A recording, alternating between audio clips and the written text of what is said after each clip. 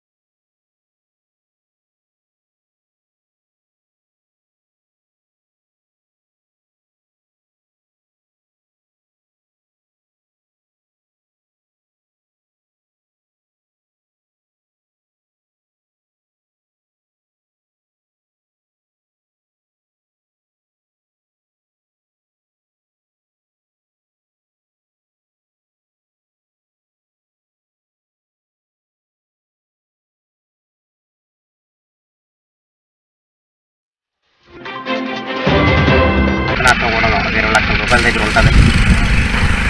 అలాగే ఊళ్ళో కూడా సమయానికి ఊళ్ళల్లో ఎవరు లేకుండా పనులు తీసుకోవడం వల్ల వ్యాపించింది.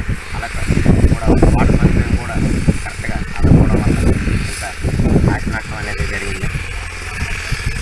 అలాగే ప్రభుత్వం కూడా మాకు ఈరోజు ఆదుకోవాలని చెప్పేసి మేము ఎస్టీ కాలనీ తరఫున మేము కోరుకుంటున్నాం.